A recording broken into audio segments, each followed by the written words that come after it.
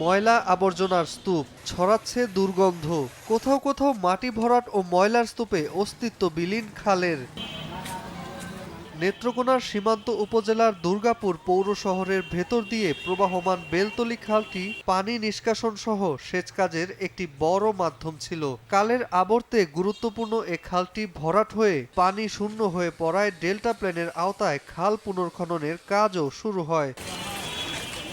দুর্গাপুর পৌর এলাকার বেলতলী থেকে শুরু হয়ে ৪.৭ কিলোমিটার দৈর্ঘ্য পর্যন্ত খনন কর্মসূচি নেওয়া হয়, কিন্তু প্রায় অর্ধ কিলোমিটার খননের পর ফের বন্ধ হয়ে যায় কাজ। এই সুযোগে গত প্রায় ৮ বছরে মাটি ভরাট করে দখলের পাশাপাশি ময়লার ভাগাড়ে পরিণত হয়েছে খালটি।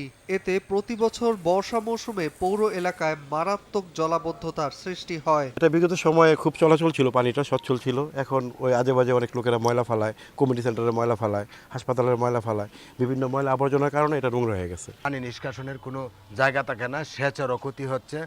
যার দরুন এই খলটা খনন করলে আমরা দুর্গাপুর পৌরবাসী সকলেই উপকৃত হব। না হওয়ার কারণে আমাদের এই সাইডে অনেকগুলো ঘরবাড়ি আছে, এগুলাতে পানি থাকে সব সময়। ভূমি প্রতিমন্ত্রীর কাছে আমরা আকুল আবেদন, আমাদের যে এই সুযোগটা খাল খননের একটা সুযোগ করে দিতে পারে।